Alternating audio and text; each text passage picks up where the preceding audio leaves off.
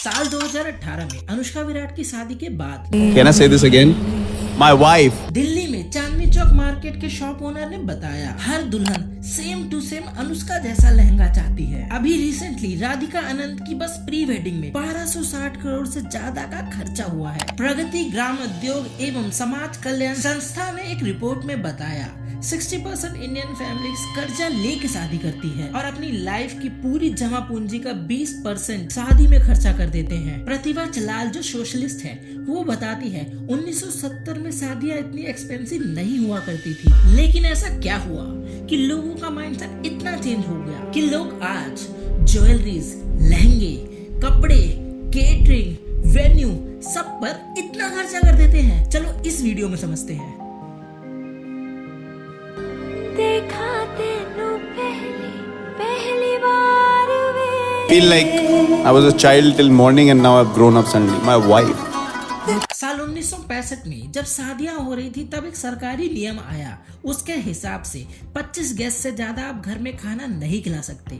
लेकिन क्यों, ऐसा क्यों हुआ था? तो देखो, साल 1965 में इंडो पाक वॉर की वजह से भारत में भुखमरी की हालत हो रही थी। इनफैक्ट कलकत्ता में लोग अपने कार्ड पर ये भी छपवाते थे गेस्ट कंट्रोल ऑर्डर फॉलो किया जा रहा है। और अगर रीसेंट एग्जांपल देखें तो साल 2020 में कोविड की वजह से भी सेम रूल फॉलो किया गया था। जैसा मैंने ऑलरेडी बोला था, अंबानीज ने 1260 करोड़ खर्च किया है, वो भी प्री वेडिंग में। ये तो शादी भी नहीं है तब भी 1260 करोड़, जो कि अंबानी का 117 बिलियन डॉलर की नेटवर्थ का 0.1% है। प्री वेडिंग गुजरात के शहर जामनगर में हुआ था।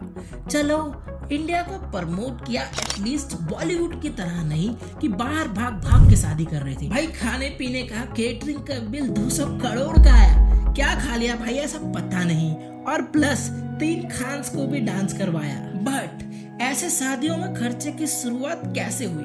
तो देखो, साल 1990 से पहले इंडिया काफी सेंट्रलाइज था और साल 1991 में भारत की इकोनॉमी पूरी की पूरी खत्म होने वाली थी। तब भारत ने साल 1991 में फॉरेन इन्वेस्टमेंट को शुरू किया, जिसके वजह से जॉब अपॉर्चुनिटीज इंक्रीज हुई।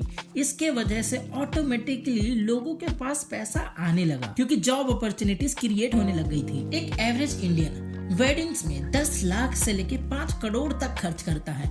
इनफैक्ट वेडिंग मार्केट भारत की 4th बिगेस्ट इंडस्ट्री है, जहां ब्राइडल मेकअप की शुरुआत 10,000 से लेके 1 लाख तक जाती है। और अगर सेलिब्रिटी मेकअप लुक चाहिए तो भैया 1 लाख से तो ऊपर ही जाना है आपका बजट। सेलिब्रिटीज से याद आया, बॉलीवुड भी एक बहुत बड़ा रीजन है मैरिज इंडस्ट्री को चेंज करने के लिए। मूवीज लाइक हम आपके है कौन, DDLJ, रॉकी रानी की प्रेम कहानी, लोग सुपरस्टार की लाइफ से इंस्पायर्ड होकर भी सेम बट डिफरेंट ड्रेस और ज्वेलरीज डिजाइन करवा लेते हैं। भले ही वो आलिया रणवीर की शादी हो या दीपिका रणवीर की, यहाँ पर भी सेम बट डिफरेंट। जैसे वो हीरोइन ड्रेस पहन रही है, लहंगा पहन रही है, मुझे भी सेम चाहिए। इसी टाइप से ज्वेलरीज वगैरह सब कुछ सेम चाहिए, जिस वजह से माता पिता का बजट काफी ज्यादा इंक्रीज हो जाता है और खर्चा काफी बढ़ जाता है। बेटा बेटी की खुशी के लिए माँ बाप अपने खर्चों को बढ़ा देते हैं और फिर बनती है रील्स और वो होगी इंस्टाग्राम पे वायरल और लोग कमेंट करेंगे सेव कर लेता हूँ, अपनी शादी में भी तो काम आएगा। सिर्फ शोशाबाजी है और कुछ नहीं। अब कपल्स अपनी शादी का हर एक मोमेंट इंस्टाग्राम पे अपलोड कर रहे होते हैं। प्री वेडिंग शूट से लेकर हल्दी, मेहंदी, डांस, शादी होने तक हर चीज की इंस्टाग्राम रील्स बनाई जाती है। शादी के वेन्यू से लेकर लड़की के एंट्री तक की इंस्टाग्राम रील्स बनाई जाती है, अपना सोशल स्टेटस जो दिखाना है। खाने के आइटम से लेकर जूता चोरी की रस्म में कितने पैसे दिए गए, सब दिखाया जाता है सोशल स्टेटस के नाम पे।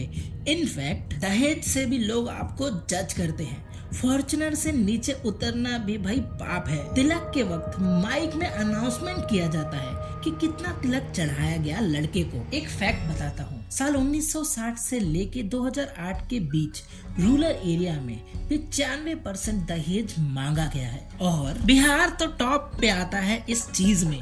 रेट लिस्ट तक फिक्स है IAS से लेके क्लर्क तक के जॉब की कि कितना दहेज मिलेगा। लेकिन दुख की बात यह है कि 60% से भी ज्यादा इंडियन फैमिलीज कर्जा लेके शादी कर रही है। अब ऐसे सोचो, एक बाप अपनी बेटी की खुशी के लिए अपनी जिंदगी भर की कमाई सिर्फ और सिर्फ 2-3 दिन में उड़ा देता है, और अगर ये भी कम पड़े तो लोन लेके भी शादी करेगा, पर जरूर करेगा। साल 2023 में 38 लाख शादियां हुई थी, वो भी सिर्फ 23 दिनों में। टोटल धंधा हुआ 4.7 ट्रिलियन रुपीस का, जो कि 26% से इंक्रीज हुआ साल 2022 से। और अब भारत में 66% लोग अभी जवान हैं। लगभग 10 ट्रिलियन रुपीस की मार्केट साइज बन सकता है फ्यूचर में। देख लो भैया, अगर किसी पे बैंड बाजा बारात वाला कोई स्टार्टअप वाला आइडिया हो तो चले जाओ शार्क टैंक में, क्या पता 10 ट्रिलियन रुपीस की आपकी कंपनी बन जाए। एक रिपोर्ट के हिसाब से शादी में 40% फूड जो होता है वो वेस्ट हो जाता है।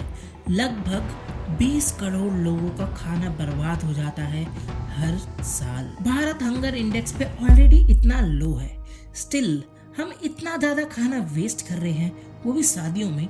क्यों भाई? इनफैक्ट ईशा अंबानी, जो कि मुकेश अंबानी की बेटी है, उसकी खुद की शादी की कॉस्ट 700 करोड़ थी। और ऐसे काफी लोग हैं जो 500 करोड़ 250 करोड़ की शादियां कर रहे हैं। और देखो, शादी में ना कोई एक अकेला बंदा नहीं कमाता, सब कमाते हैं, फूल वाले से लेके टेंट वाले तक। बट अगर हम राइट एग्जाम्पल सेट करें, कॉस्ट कम करके एक अच्छी शादी दिखाएं, तो शायद लोगों का इतना खर्चा करने का माइंडसेट ही चेंज हो जाए। साल 2021 में यामिनी गौतम की शादी हुई थी। सोचो कहाँ? मंडी, हिमाचल प्रदेश में। और जो उन्होंने कपड़ा पहना था, जो साड़ी पहनी थी, वो उनकी माँ की थी। देखो, अब ये मत बोलो कि हाँ यार वो तो खर्चा कर सकती थी, पैसे बचा लिए। अगर अच्छा एग्जाम्पल देखा जाए तो ऐसे एग्जाम्पल सेट होने चाहिए जो कि थोड़ा रील और रियलिटी में डिफरेंट समझाए हमको। आजकल लोग तो हैशटैग भी रन करते हैं, hashtag no to big fat weddings. और कुछ इंडियन मिलेनियल्स अब तो लो बजट शादी भी करना चाहते हैं। लेकिन रुको, कुछ लोग ऐसे भी होते हैं जो जर्मनी में भी शादी करते हैं और इंडिया में भी शादी करते हैं। खैर, Mark Zuckerberg, Facebook, Instagram, WhatsApp, इन सब का ओनर ने भी लो बजट शादी किया था अपने घर के बैकयार्ड में, और कुछ $2 $3 की सब्जी मंगाई और 20-25 लोगों को खिला दिया और बोला हैप्पी मैरिड लाइफ। शादी से भारत को जीडीपी में 2.5% का योगदान मिलता है।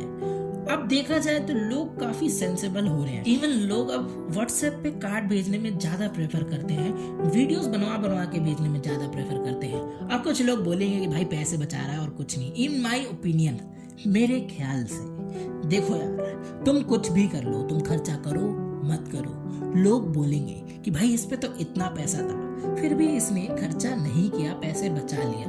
और अगर तुमने कर दिया तो भाई देख, मैं तो शुरू से बोलता था इस पे पैसा है, पर ये बचाता है, ऐसे कंजूस की तरह रहता है। भले आपने कैसे अरेंज किया हो, किसी को कोई मतलब नहीं, वो आपकी शोशाबाजी ही देखने आएंगे। अगर आप शादी में सही ढंग से खर्चा करो तो एक लो बजट शादी भी अमेजिंग हो सकती है।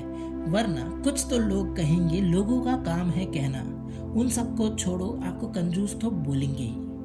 और अगर आप भाई सच में अफोर्ड कर सकते हो, बिना कर्जा लिए, लोन लिए, तो करो ना यार धूमधाम से शादी। हमें क्या, आपका पैसा उड़ाओ, सबको एम्प्लॉयमेंट भी मिलेगी और खाना भी मिलेगा मुफ्त का। लेकिन उसके लिए आपका बजट होना चाहिए, ये नहीं कि लोन लिया फिर उसको उड़ा दिया, ये नहीं होना चाहिए। अगर ये वीडियो पसंद आई हो तो लाइक, कमेंट, शेयर, सब्सक्राइब करना। और भी वीडियोस ऐसी हैं यहाँ पे आ रही होगी, देख लो, कुछ तो सीखने जरूर मिलेगा।